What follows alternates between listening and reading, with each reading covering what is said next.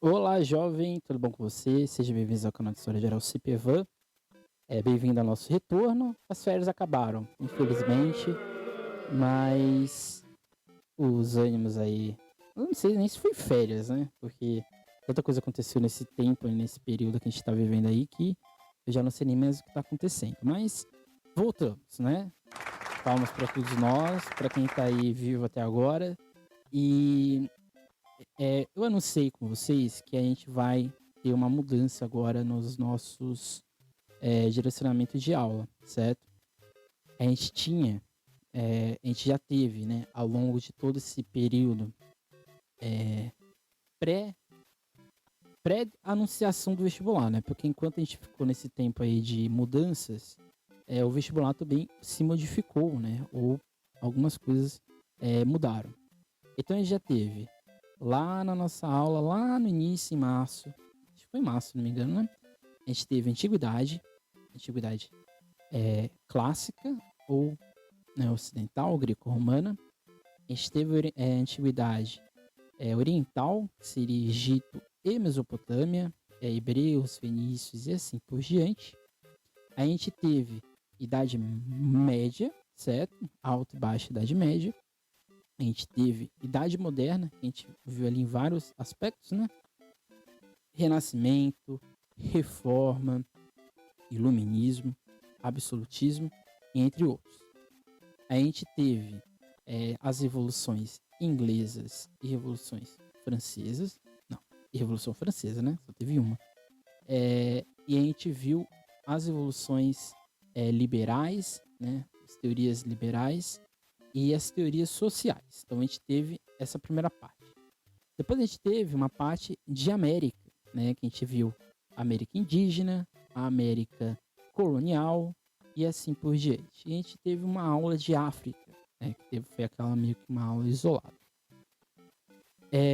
Depois eu fui percebendo que não faria sentido continuar as coisas do jeito que estavam, porque a gente estava andando no escuro, né? Porque o vestibular não tinha definido datas, o Enem tinha, na época, né? Tava abrindo a chamada opinião pública para vocês, para perguntaria algumas questões, então, ou seja, estava tudo muito sem sentido para manter ou fazer qualquer ação de cronograma. Então, ou seja, essa aula de hoje, né, terça-feira, 28 de julho, é uma aula de retomada, né?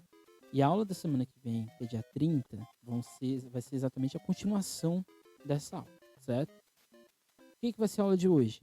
A gente vai fazer o vestibular da Unesp, né? A gente vai fazer o vestibular da Unesp do ano passado, que são ao todo 12 questões, certo?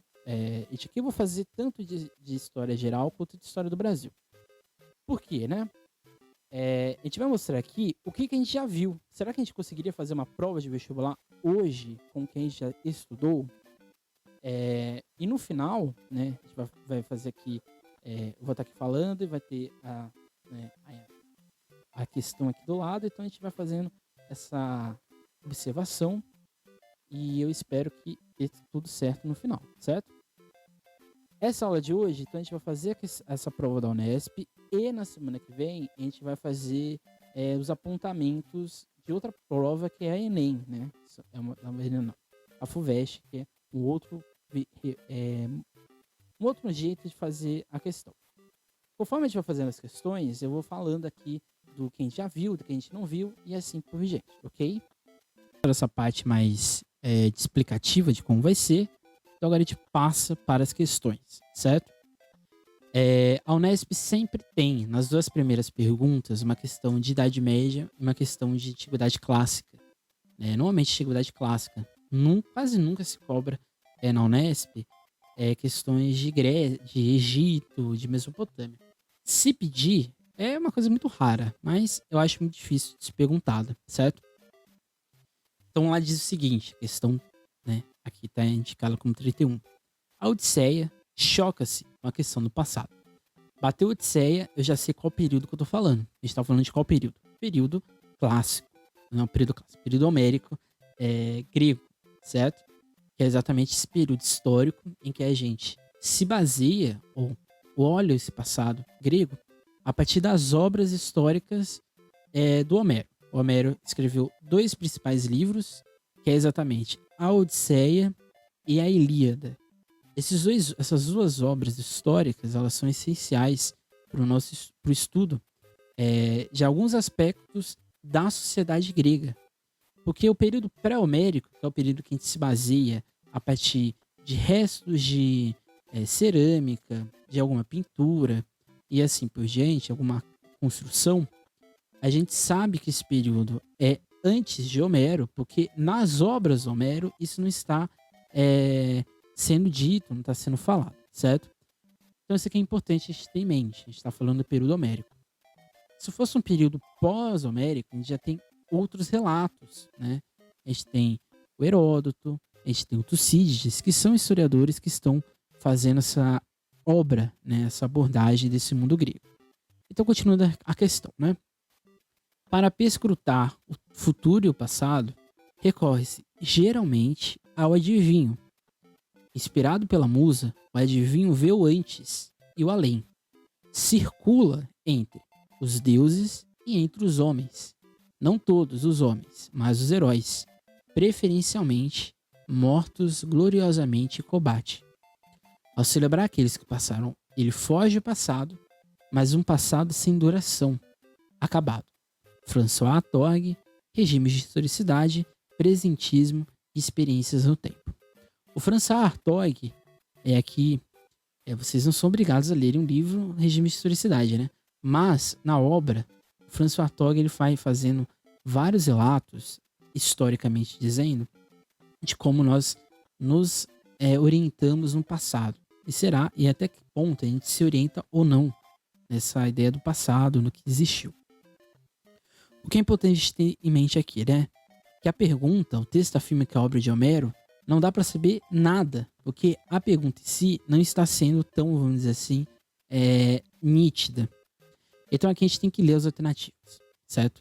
Mas analisando o texto, o Homero, na obra dele, né, na Odisseia, ele olha o futuro e olha o passado dentro da ideia do adivinho. Então, a experiência histórica que ele tem, ou que ele desempenha, não é uma experiência histórica normal, né? Como a gente tem, né? Por exemplo, a gente sabe que o passado, o presente e o futuro, ele se apresenta a partir de vestígios, a partir de experiências, a partir de memória ou de relatos, seja ele escrito, seja ele forma de monumentalidade e assim por diante. Aqui não. O futuro, né, e o passado, ele está apenas acontecendo dentro da interpretação do adivinho, certo? E aí sim, ele vai ser inspirado na musa e ele vai ver sempre esses homens que estão como heróis, né? Porque esse passado mítico grego, ele está sendo orientado a partir dessas experiências. Então vamos lá. A. Questiona as ações heróicas dos povos fundadores da Grécia Antiga, pois se baseia na concepção filosófica de physis. Não, né? Nenhum momento o Homero, né? E aqui o Hartog, olhando o Homero, está questionando as ações heróicas. Até porque o grego, por mais que ele tenha um desenvolvimento científico, ele não se baseava historicamente a partir somente da materialidade.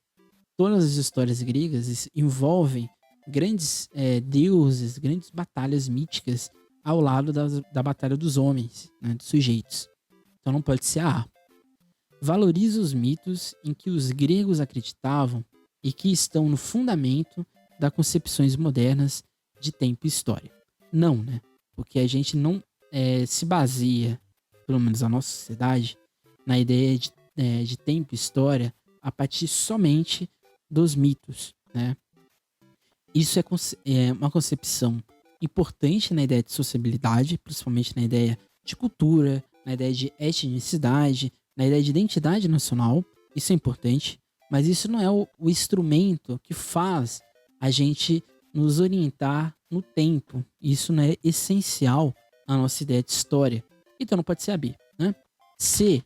É fundadora da ideia de história, pois concebe o passado como um tempo que prossegue no presente e ensina os homens a aprenderem com seus erros. Também não é, né? Essa ideia de que a gente aprende com o passado, que o tempo nos ensina algo, né, e que os homens aprendem com seus erros, isso vai acontecer apenas no século XIX, com a ideia de história mestra da vida, ou história magistra vita. Essa ideia de história que a gente aprende com o passado é uma ideia também muito positivista. Os gregos não tinham nenhuma preocupação com isso, certo? Então não pode ser assim. D. Identifica uma forma do pensamento mítico e uma visão de passado estranha à realidade de diálogo entre temporalidades que caracteriza a história. É a D, né? Porque aqui ele está falando de um pensamento mítico, é uma visão de passado e que nós, do hoje, estranhamos que isso seja marco de temporalidade. No caso aqui, pensando na sociedade grega, isso era um marco essencial. Então é a D. E não pode ser a E, né? Desenvolve uma abordagem crítica do passado e uma reflexão de caráter racionalista, semelhantes às filosofias pré-socráticas. Não, porque não tem nada, mas nada de racional em você ter que ir até um adivinho para você saber do seu passado e do seu futuro. Então essa aqui é a questão D. Você perceba que essa aqui é uma questão muito difícil. Essa aqui não é uma questão fácil. Por quê? Ela não exige só que você saiba quem é Homero ou o que é a Odisseia. Ela obriga você a saber o que é temporalidade e espaço, que é algo muito mais ligado à teoria da história, né, e até mesmo a historiografia, do que necessariamente com o que vocês aprendem em sala de aula, né? Então acho que essa aqui é uma questão muito fora do tom, né? Isso aqui mostra como a prova da Unesp desse ano passado foi uma prova muito complexa. Isso aqui é importante para ratificar uma coisa que eu tenho sempre falado para vocês, e aqui quando vocês forem ver os vídeos de Roma e de Grécia, são vídeos separados, eu acho, né? Não lembro. São vídeos separados, eu acho. Não sei. Mas quando você for retornar essas aulas, você tem que pensar o seguinte: qual é a base desses assuntos que você sabe, né? Por exemplo, eu olho Grécia. Será que eu estou apenas limitado a essa ideia de democracia? Será que eu não estou somente limitado a essa ideia de dualidade, esse dualismo entre Esparta e Atenas? Se você estiver preso nisso, você tem que retornar, certo? Você tem que saber esse básico, saber que esse período homérico é um período de mitos, é um período de um passado e de um tempo muito específico, que o período pré-homérico é um período ainda mais, vamos dizer assim, nebuloso para a gente estudar a história da Grécia. E o período helênico, né, que é esse período pós-guerra do Peloponeso, ou seja, pós decadência dos estados, das cidades-estados gregas, aí sim também é importante se saber. Então essa aqui é uma questão clássica de antiguidade na Unesp, que é o quê? Interpretação de texto dentro do conteúdo que você sabe da disciplina, certo? Agora a gente vai para a questão 32, que diz o seguinte: tem uma imagem, que é a imagem da Catedral de Notre-Dame, em Paris, que foi parcialmente destruída por um incêndio em abril de 2019. É um exemplo da arquitetura. Então aqui, ou seja, Idade Média, dentro do vestibular, ele está muito também associado à ideia de arte, certo? Mas, normalmente, né, as questões que envolvem a Idade Média também estão influenciadas na ideia de sociedade. Aqui não é sociedade, mas vamos ver as questões. É uma questão muito fácil, né? Porque diz lá: gótica, romântica, clássica, Art Nouveau ou eclética. Art Nouveau é no final do século XIX, então não pode ser. Clássica poderia ser, mas não é. Românica pode ser. Eclética, expressa no pastiche entre elementos barrocos e neoclássicos? Não, né? Qual seria? Seria a A ou a B? Seria a A, né? Gótica, né? Pois expressa na verticalidade e no emprego de arcos vitrais. É muito importante também ter em mente que o período medieval dentro do vestibular, ele fica muito preso a essas questões mais de materialidade da questão, certo? Então, é muito importante vocês estarem atentos a essas questões de arte, porque esse período de antiguidade, Idade Média e Idade Moderna são períodos de mudanças muito vertiginosas na concepção de arquitetura e de arte que a gente tem na nossa sociedade, principalmente na sociedade europeia, certo? Então, essa aqui é uma questão muito simples, né? Mas só para a gente voltar aqui, né? O período medieval, ele pode estar em alta no vestibular esse ano por causa da pandemia do Covid-19, certo? A gente tem que lembrar sempre que o período da Idade Média, no século XII, século XIII, a gente teve uma das principais pandemias da história, que é a pandemia da peste bubônica ou peste negra, certo?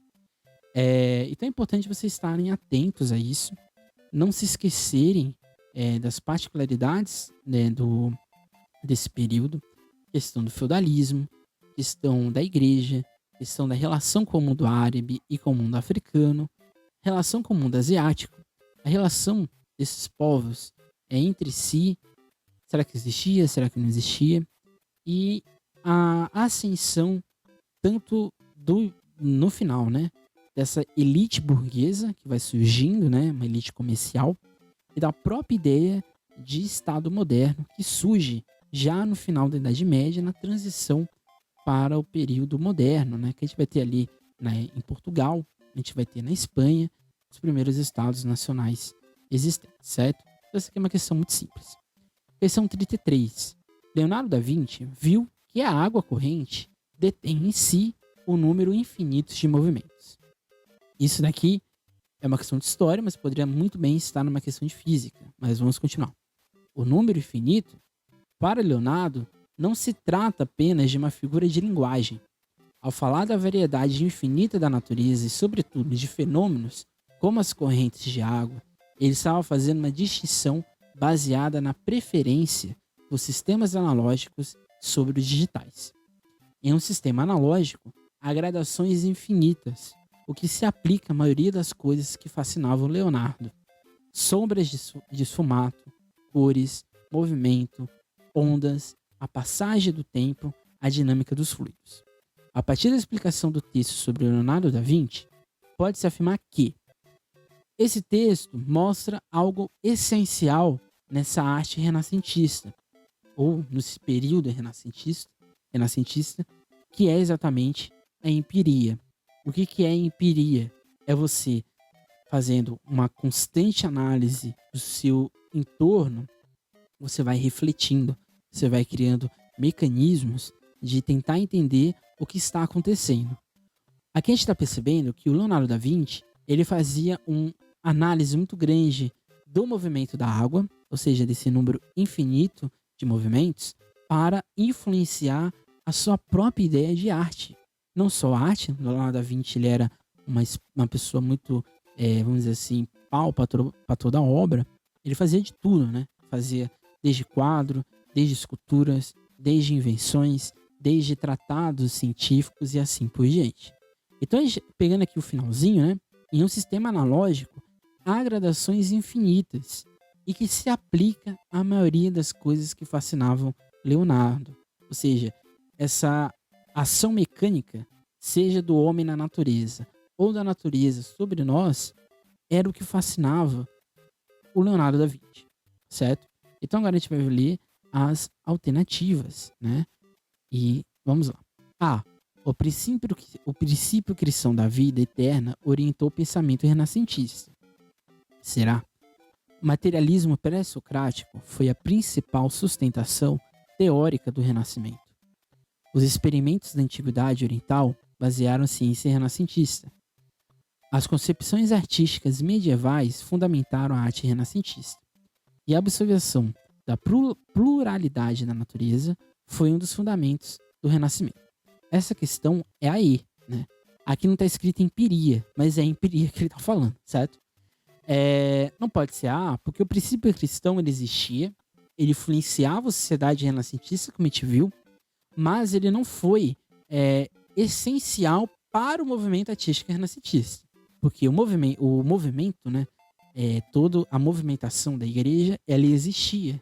Tanto que a igreja foi um dos principais mecenatos do período renascentista. O materialismo pré-socrático, os experimentos da antiguidade oriental e as concepções artísticas medievais não tem nada a ver com o período renascentista, porque a ideia de filosofia não é base do pensamento renascentista. Ele é mais presente, por exemplo, nas obras do Santo Agostinho e do Tomás de Aquino na filosofia medieval do que no período renascentista. Os experimentos da antiguidade oriental não tem nada a ver com o mundo renascentista, porque o mundo renascentista é o nascimento do eurocentrismo. Não pode ser as concepções artísticas medievais, porque elas não influenciam diretamente a arte renascentista e a ideia de ciência do Leonardo da Vinci. Então essa aqui é a questão E, a empiria, a observação da pluralidade da natureza, foi um dos fundamentos do Renascimento.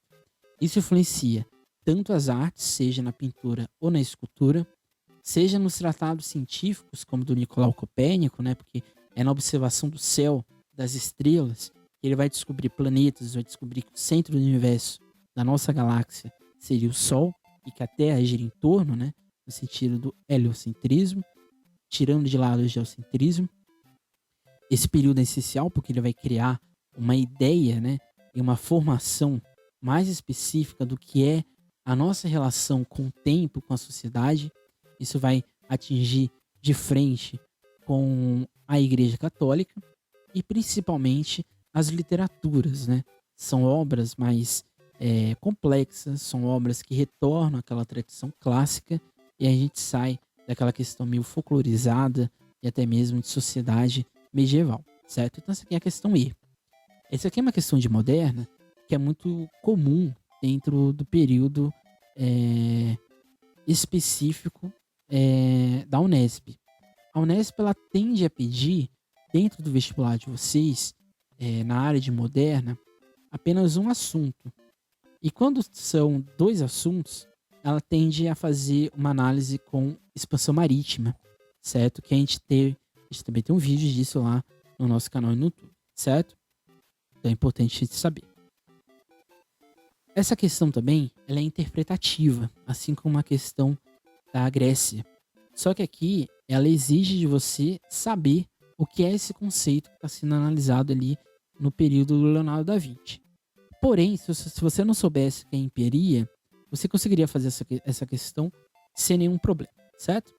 Agora a gente vai para uma questão clássica do Unesp, que é uma questão que tem um texto um pouco grande e ele serve para 2 questões, ou 3, até mesmo 4 questões. Aqui ele tem, além do texto, ele tem uma imagem, né, do Luiz Felipe de Alencastro, no Observador do Brasil do Atlântico Sul, uma revista da FAPESP, Fundação de Amparo à Pesquisa do Estado de São Paulo. Então vamos lá à questão. Essa aqui é uma questão que mescla Brasil, África e Europa. Então é uma questão interdisciplinar, tanto de história do Brasil quanto de história geral. Nem existia Brasil no começo dessa história. Existiam o Peru e o México, no contexto pré-colombiano. Mas Argentina, Brasil, Chile, Estados Unidos, Canadá, não. No que seria o Brasil, havia gente no norte, no Rio, depois no sul, mas toda essa gente tinha pouca relação entre si, até meados do século XVIII. E aí a questão da navegação marítima. Torna-se importante aprender bem história marítima, que é ligada à geografia. Essa compreensão me deu muita liberdade para ver as relações que Rio, Pernambuco e Bahia tinham com Luanda, depois a Bahia tem muito mais relação com a antiga Daomé, hoje Benin, na costa da Mina. Isso formava um todo, muito mais do que o Brasil ou a América Portuguesa. Nunca os missionários entraram na briga para saber se o africano havia sido ilegalmente escravizado ou não. Mas a escravidão indígena foi embargada pelos missionários desde o começo. E isso também é um pouco interesse dos negreiros, ou seja, que a escravidão africana predomine. A escravização tem 2 processos. O primeiro é a despersonalização e o segundo é a dessocialização. Eu não sou professor de história do Brasil de vocês, mas a gente tem um podcast sobre, né, essa relação do Brasil com o mundo colonial, né, principalmente com o mundo africano.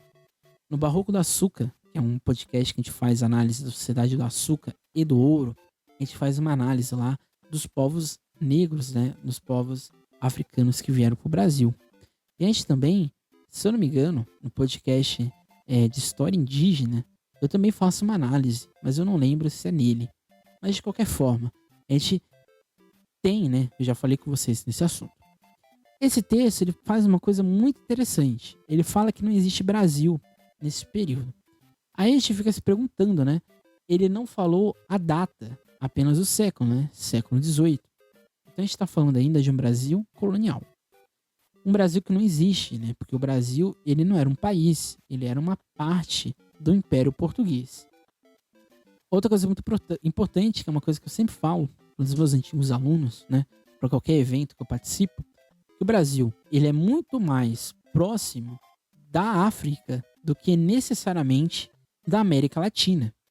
O Brasil tem uma formação puramente negra, praticamente. É uma influência gigantesca na história, na cultura. Então, é isso que o texto está falando.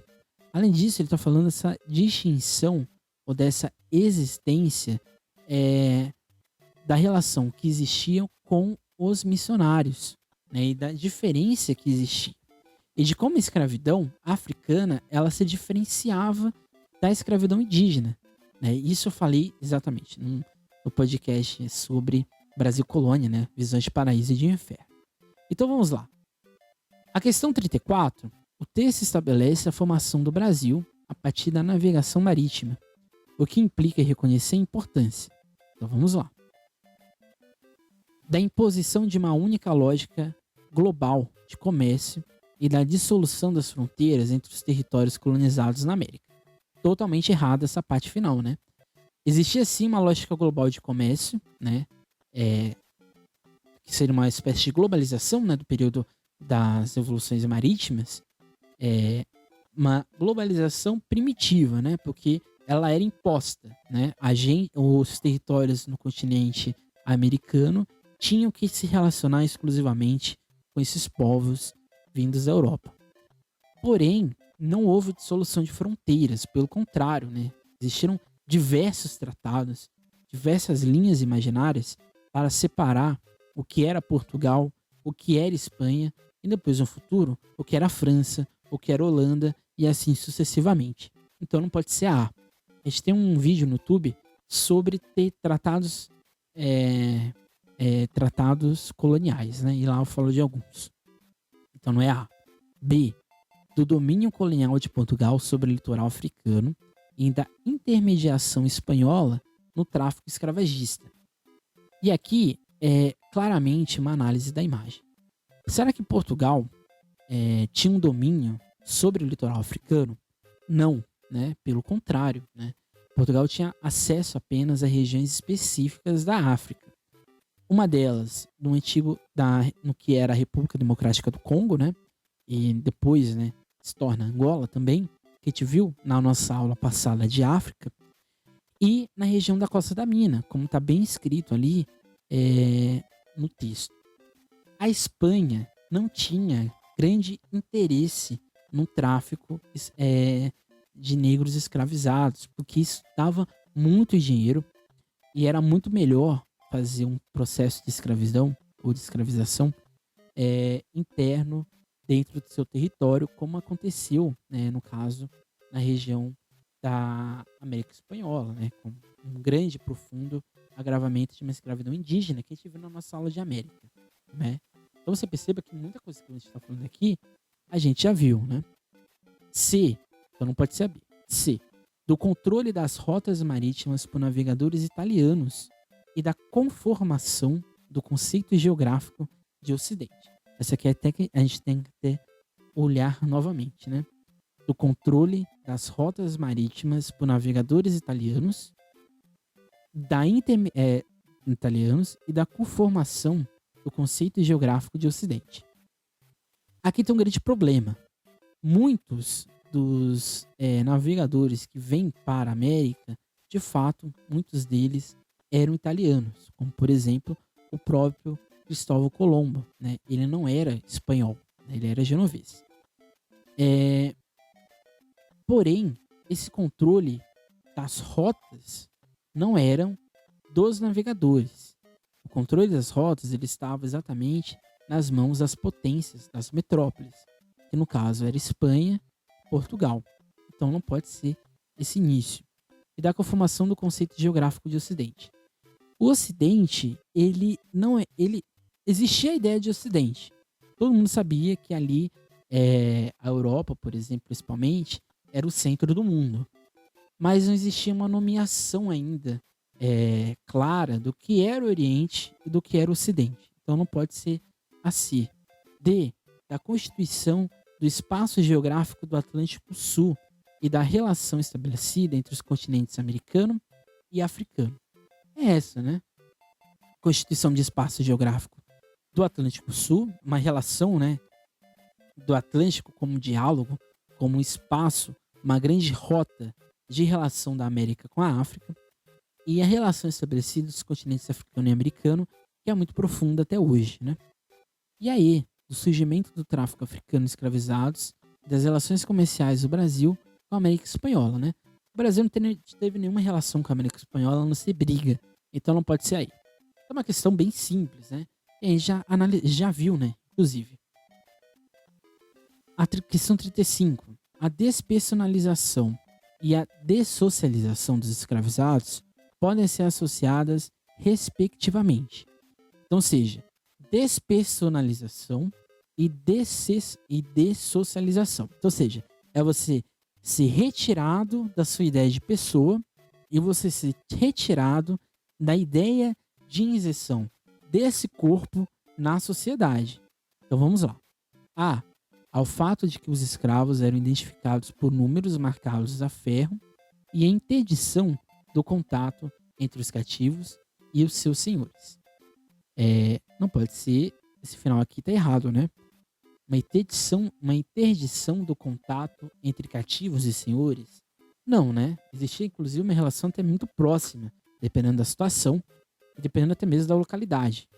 A gente também viu no podcast, olha só, a gente viu isso também, eu não lembro qual foi, mas a gente também analisou isso, que é exatamente a questão dessa relação entre as sociedades. Foi no podcast de Luiz Gama que a gente viu isso. Lá a gente analisou como que a relação do negro escravizado nas regiões de metrópole era muito mais dinâmica do que nas áreas agrícolas. Nas áreas de urbanidade, os negros escravizados eles tinham uma relação, uma movimentação social muito grande. E isso influía no contato com as pessoas ditas assim, livres, né? Ou os senhores, os brancos e etc. Então não pode ser A. B. A noção do escravo como mercadoria e ao fato de que os africanos eram extraídos de sua comunidade de origem. É a B, né? Porque a ideia do escravo coisa, que é uma ideia que vai ser retificada, vai ser recriada, ou ganhar muito mais força com o sociólogo Fernando Henrique Cardoso, que foi inclusive o presidente do Brasil, é essa ideia da despersonalização, certo? Ou seja, é você retirar a personalidade do escravo e ele se torna um produto mercadológico, né? Um objeto econômico. Então é isso, né? E aí, ao fato de que os africanos eram, continuando, né? E ao fato de que os africanos eram extraídos de sua comunidade de origem. Com certeza, né? A ideia de dessocialização é você tirar você do seu espaço de sociabilidade. Então, é a B. Vamos ver as outras, né? A noção do escravo como tolerante ao trabalho compulsório e ao fato de que ele era proibido de fazer amizades ou constituir família. Não, né? Ele não era negado a ele ter nenhuma relação de amizade e constituição familiar. Inclusive, as principais revoltas que vão acontecer no período colonial, tanto no Pará quanto na Bahia, em Pernambuco, vão ter no seu cerne exatamente essa relação de amizade, sociabilidade ou de solidariedade entre os negros escravizados ou não escravizados. Então não pode ser a C. D, ao fato de que os escravos eram etnologicamente indistintos e a proibição de realização de festas e cultos. Não pode ser, essa também está errada, certo? Os escravos eram etnologicamente indistintos. Isso até é de fato. Eles eram vendidos como apenas pessoas, né, como apenas um objeto, então eles não tinham uma...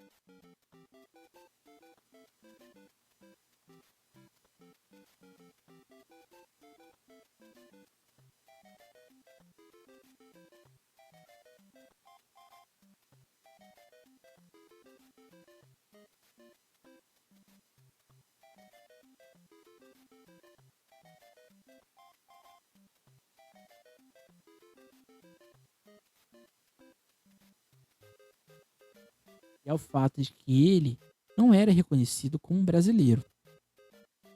O escravo, de fato, ele era o negro, no caso, né? Ele era um desconhecedor do território colonial? Não, tá? Senão não existiria, por exemplo, o quilombo de Zumbi de Palmares e outros vários quilombos, que eram o quê? Reconhecimento da região, e isso influenciava, no caso, né? A resistência nos quilombos e assim por diante. E ao fato de que eles não eram reconhecidos como brasileiros, isso é verdade, né? O escravo ele não era conhecido como cidadão, então não pode ser aí, certo? 36, né? Cada um de... Aqui já a gente sai desse texto. Então, ou seja, a gente viu Grécia, né? A gente já estudou aquela questão de interpretação de texto. A gente tem um vídeo, inclusive, sobre análise, né, de questões sobre o mundo grego. A gente viu Idade Média, a gente viu como é um assunto muito mais específico, né? Eles não vão muito aprofundando na questão. A gente viu Idade Moderna, né, com o Renascimento. A gente percebeu ali aquilo que eu disse lá no início, né? Acho que foi no podcast passado, né? O episódio 20, né? Que é uma introdução do nosso curso. E a gente viu lá, né, exatamente o que eu disse para vocês, né? Que o vestibular, ele pega muita base do assunto. Então, ou seja, poderia ser uma questão ali de humanismo, poderia ser ali uma questão de hedonismo, poderia ser uma questão de mecenato e assim por diante. E aí isso poderia ser qualquer outro tema, né? Como reforma, absolutismo, iluminismo e contra-reforma. E é isso. Aqui a gente viu uma questão que mescla Brasil colônia e grandes navegações e mundo africano. A gente já teve todas essas aulas, seja em vídeo, seja em podcast. Então até aqui, né, até a questão 35, a gente poderia fazer essa prova tranquilo. Vamos ver agora o resto, né? Cada um de nós põe em comum sua pessoa e todo o seu poder sob a direção suprema da vontade geral, e recebemos enquanto corpo cada membro como parte indivisível do todo. Um corpo moral e coletivo composto de tantos membros quantos são os votos da Assembleia. Essa pessoa pública que se forma desse modo pela união de todas... de todas as outras. Tomava antigamente o nome de cidade e hoje o de república ou de corpo político, né? Corpo político, o qual é chamado por seus membros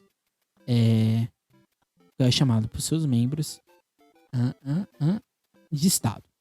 Então, o texto de Jean-Jacques Rousseau, Os Pensadores. O texto produzido no âmbito do iluminismo francês apresenta a doutrina política do... E aí a gente tem que analisar. A gente está analisando uma obra de um iluminista, certo? Jean-Jacques Rousseau, aquele cara super popular no período da Revolução Francesa, e que ele vai fazer diversas revoluções as mais possíveis, né? Então, esse desenvolvimento de um pensamento iluminista, ele vai ganhar força ali no final do século XVII e que vai trazer várias reflexões dentro do que era o antigo regime. Então, essa aqui é uma questão que envolve absolutismo e que envolve exatamente iluminismo. Isso também a gente já viu, né? Então, a gente consegue fazer essa questão aqui sem problema algum. Então, o texto produzido no âmbito do iluminismo francês apresenta a doutrina política do coletivismo, manifesto na rejeição da propriedade privada e na defesa dos programas socialistas de estatização. Não existia a ideia de socialismo nessa época, né? O socialismo vai surgir ali do meio do século XIX, né? Ali nos projetos, né, de 1848. Então é ali que vai surgir os primeiros tratados socialistas de fato. Então não pode ser A. B. Humanismo presente no projeto liberal de valorizar o indivíduo e sua realização no trabalho. Humanismo presente no projeto liberal de valorizar o indivíduo e sua realização no trabalho. Não pode ser, né? Porque a ideia liberal, por mais que ela faça a valorização da individualidade do indivíduo, isso não necessariamente está dentro da ideia de humanismo, certo? Porque o humanismo ele é um pensamento muito mais empírico e muito mais utópico do movimento renascentista. E o texto está fazendo uma análise exatamente da relação dentro de uma cidade, ou aqui ele fala de república, mas esse corpo político. Então a gente está falando de uma relação complexa entre o que seria o povo, né? Que tem direito de voz, que tem um direito ali na sua ideia de democracia. Então não pode ser a B. C, socialismo? Não, né? Porque não tem nada a ver com socialismo isso. D, corporativismo. Presente na proposta fascista de unir o povo em torno da identidade e da vontade nacional. O fascismo ganha força e ganha projeção de fato apenas no século XX. Existiam ideias fascistas ou pré-fascistas antes disso, mas é só no século XX que a gente vai ter essa ideia de corporativismo. Então é aí, né? Contratualismo, manifesto na reação ao antigo regime e na defesa dos direitos da cidadania. O Jean-Jacques Rousseau, ele era, no caso, né? Ele defendia a ideia de um contrato social, então, ou seja, uma relação existente entre Estado e o povo, né? Então, ou seja, o povo ele teria decisões, ele teria ações perante a sociedade, diferente do que existia, no caso, no período no período absolutista, na ideia de antigo regime. Então essa questão a gente já viu, né? Eu tô começando a ficar rouco, né? E aí vai ser um desastre. Mas espero que não fique rouco até o final. Falta um pouquinho ainda, né? Questão 37. Agora a gente já pode ficar um pouco mais preocupado. Vamos lá. Na Europa, então, ou seja, até a questão 36, a gente conseguiria fazer com tudo que a gente já viu, né? Então vamos ver. Olha só, a gente poderia já tirar 30, 31, 32, 33, 34, 35, 36. Olha só, a gente poderia já ter tirado mais da metade da prova. Na Europa, as forças reacionárias que compunham a Santa Aliança não viam com bons olhos a emancipação política das colônias ibéricas da América. A gente já viu isso, né? Todavia, o novo Império do Brasil podia contar com a aliança da poderosa Inglaterra, representada por George Canning, primeiro-ministro do rei Jorge IV. Canning acabaria por convencer o povo português a aceitar a soberania do Brasil em 1825.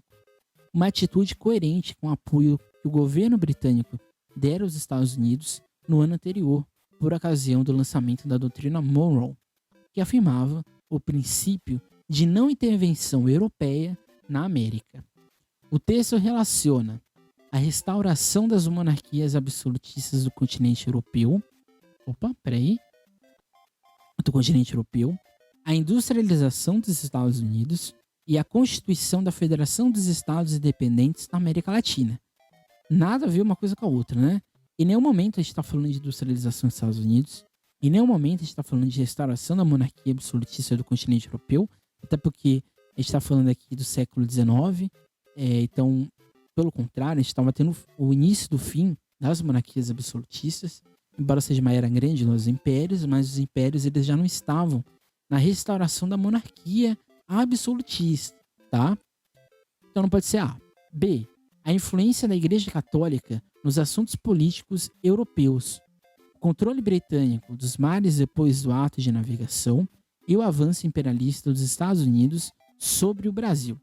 Será que é essa? Será que a questão não está tanto quanto louca em afirmar isso tudo?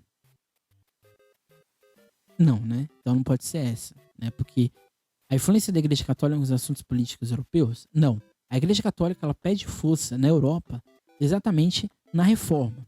A reforma vai gerar uma profunda clivagem no que era a ideia de igreja como soberana.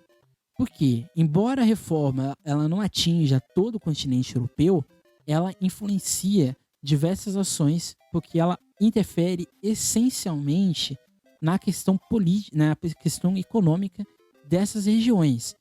Então não pode ser essa, né, de jeito algum. O controle britânico dos mares depois dos atos de navegação, a Inglaterra já tinha pleno domínio dos oceanos e dos mares antes dos atos de navegação.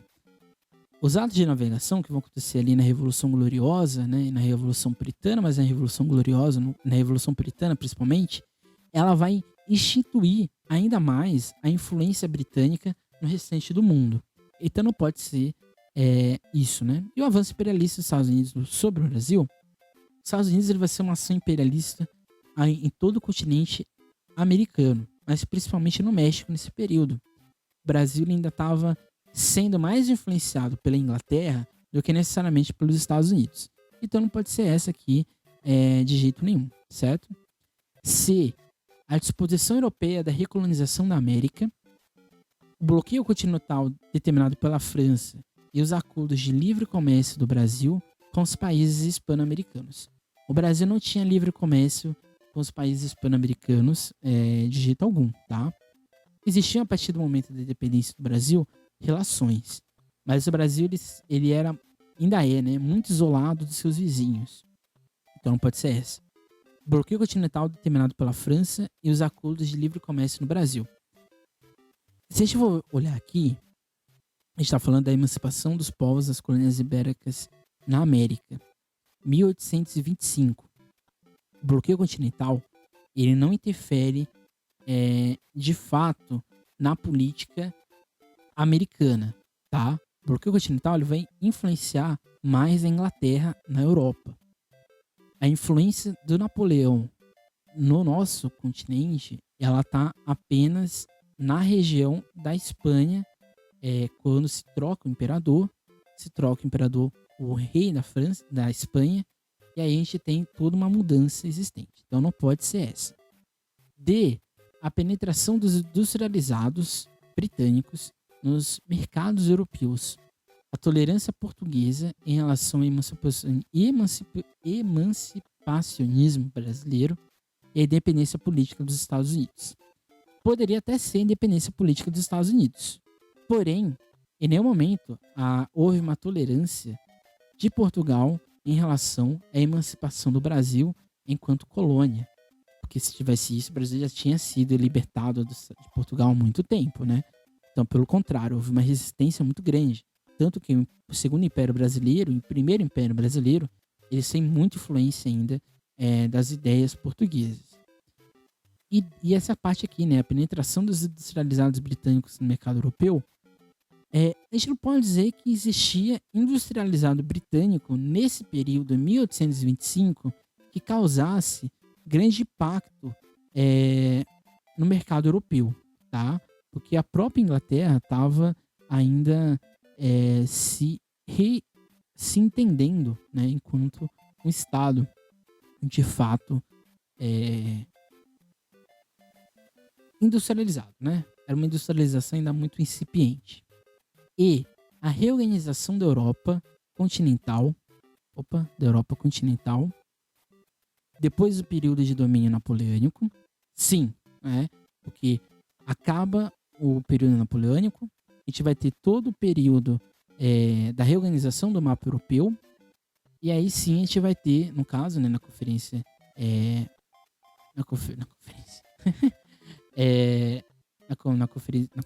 não, gente, na Santa Aliança, exatamente, que está escrito no texto, a gente vai ter uma reorganização sim da Europa enquanto região, certo? A gente vai ter influência principalmente na Prússia, no Império Austro-Húngaro e no Império francês, certo? Que vai passar por todas aquelas questões que a gente viu no ano de 1848. A gente tem uma tentativa de ressurgimento do absolutismo, mas ele não ganha força, tá? A gente vai ter várias mudanças, inclusive o despotismo esclarecido. Os processos de dependência da América e ampliação do controle comercial mundial pela Inglaterra. Sim, né? É exatamente a questão aí, a alternativa aí. Exatamente, a América se torna independente e ampliação do controle comercial mundial pela Inglaterra. Então essa aqui a gente conseguiria fazer também, né? Porque a gente já viu tanto as relações de indústria. A gente tem um podcast exclusivo sobre indústria, inclusive. E a gente já viu exatamente a Europa, né? Essa relação no final da Revolução Francesa. E a gente viu também essa questão dos Estados Unidos. A gente tem um podcast exatamente sobre Estados Unidos. E é isso, né? Essa aqui seria aí. Questão 38. Era esta uma das artérias principais da cidade e regurgitara de gente durante o dia todo. Mas ao aproximar-se o anoitecer, a multidão engrossou, e quando as lâmpadas se acenderam, 2 densas e contínuas ondas de passantes desfilavam. Muitos dos passantes tinham um aspecto prazerosamente comercial e pareciam pensar apenas em abrir caminhos através da turba. Traziam as sobrancelhas vincadas e seus olhos moviam-se rapidamente. Quando davam algum encontrão em outro passante, não mostravam sinais de impaciência, compunham-se e continuavam apressados seus caminhos. O conto originalmente publicado em 1840 apresenta o perfil das metrópoles do século XIX, destacando. Então aqui a gente já viu, a gente já fez essa análise da relação das mudanças sociais, das mudanças existentes na Europa no século XIX. Então vamos lá. A solidariedade entre os habitantes, o desenvolvimento da cidadania e a força da indústria. Será que seria isso, né? Será que a gente está analisando dentro desse texto do Poe, né? Do Edgar Allan Poe? A gente está vendo uma solidariedade dos habitantes? Não. Desenvolvimento da cidadania? Também não. Mas a gente está vendo a força da indústria, né? Quando ele fala ali dessa mudança, né? Das lâmpadas que se acendem e fazem uma relação existente ali das pessoas, né? Inclusive um novo olhar sobre a sociedade, né? Mas não é exatamente isso. B. O declínio das atividades comerciais, os ruídos incessantes das ruas e a solidão dos habitantes. A solidão dos habitantes está existente, isso é fato. Os ruídos incessantes das ruas.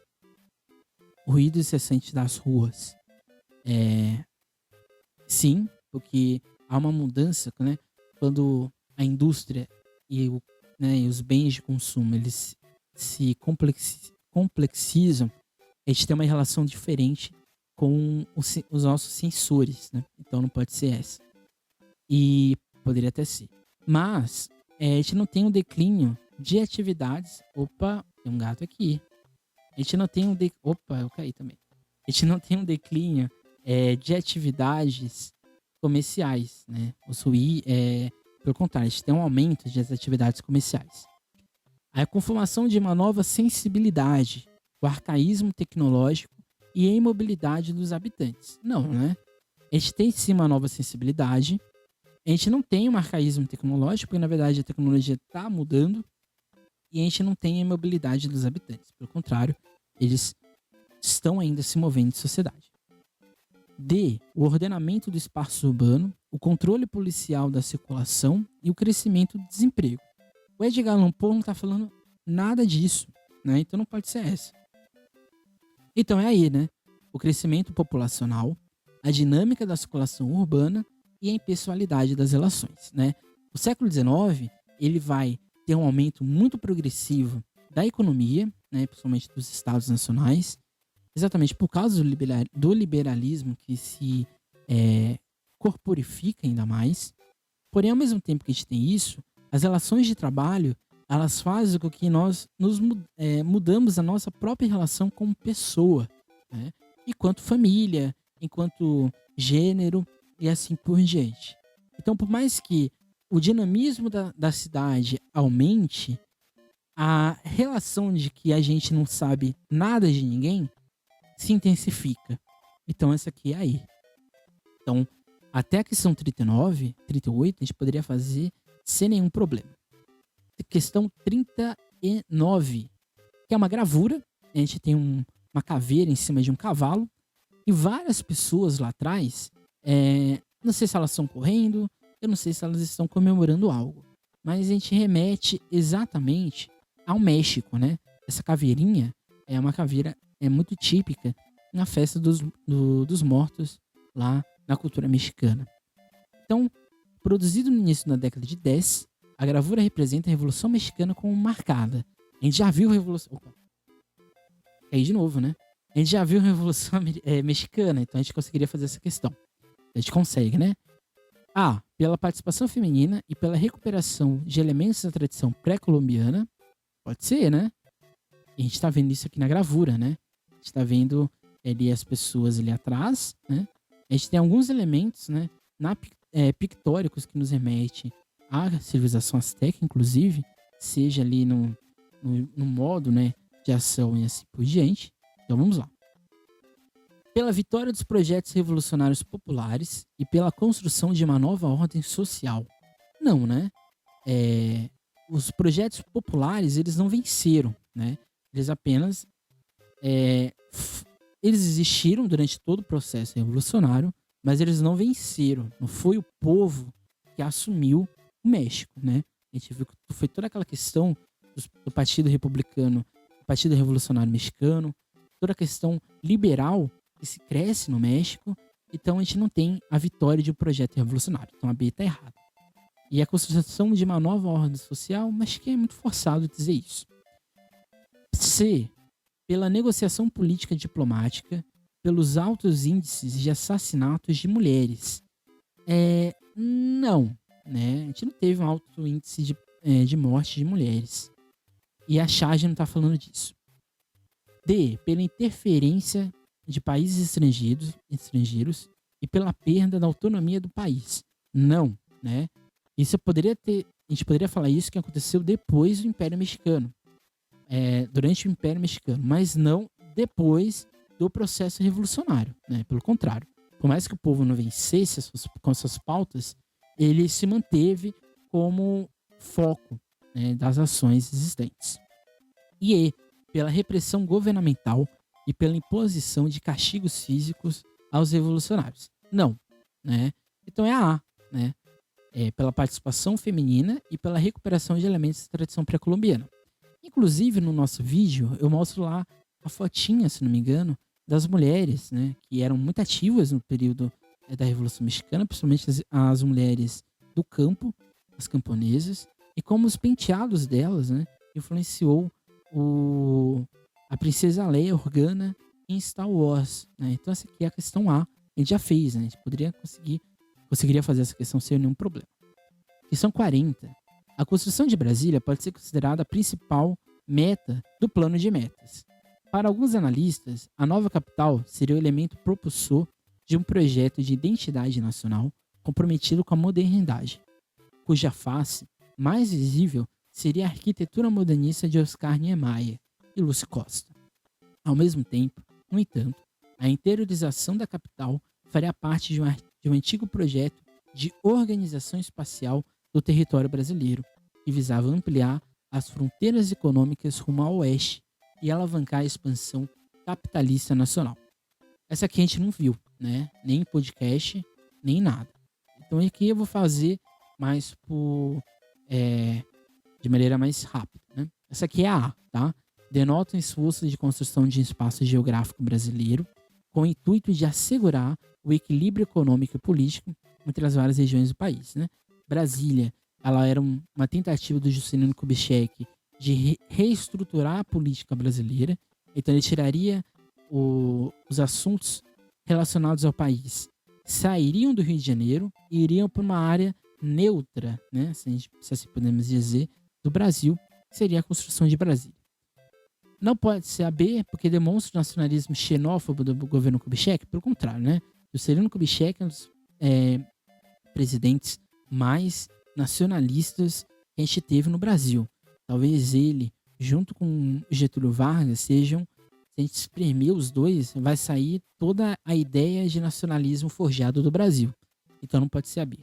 C. Revela a importância da redefinição do espaço territorial para a implantação de um projeto de restrições à entrada de capitais e investimentos estrangeiros. Não. O plano de metas ele estabelecia, inclusive, uma possível participação de investimentos estrangeiros e de empresas estrangeiras no território brasileiro. Então não pode ser assim.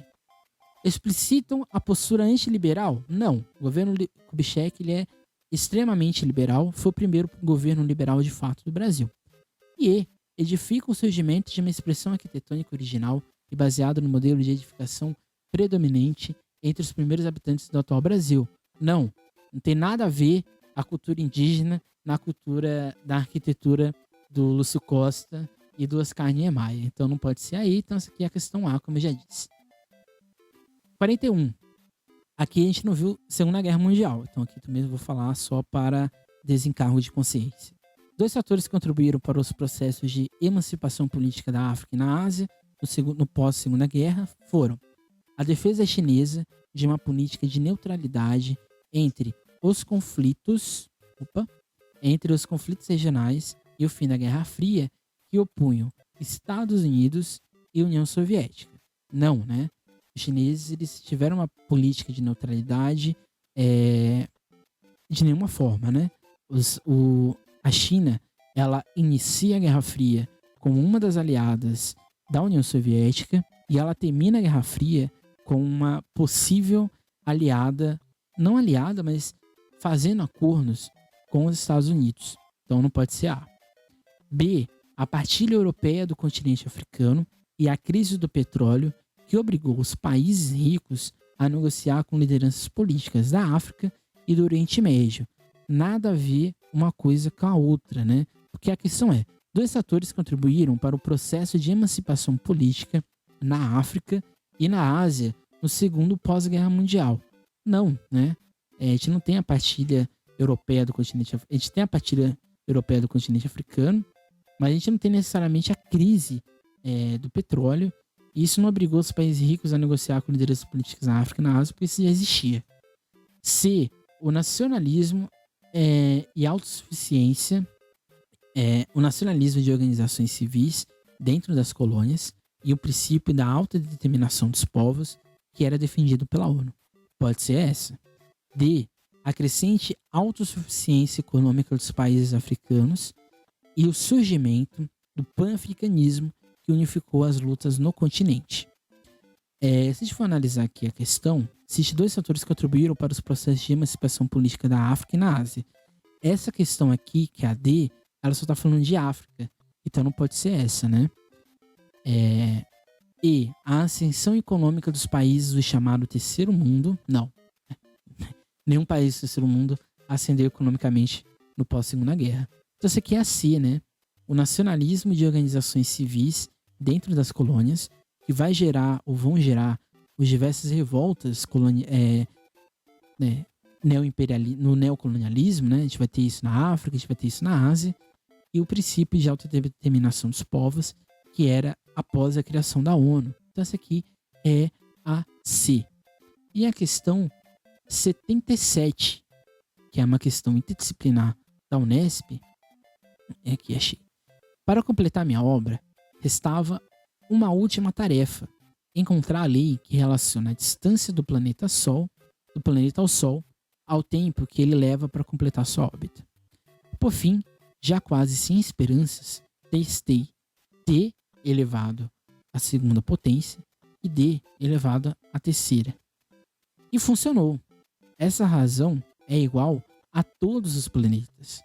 No início, pensei que se tratava de um sonho. Essa é a lei que tanto procurei. A lei que liga cosmo e mente, que demonstra que toda a criação provém de Deus. Minha busca está encerrada.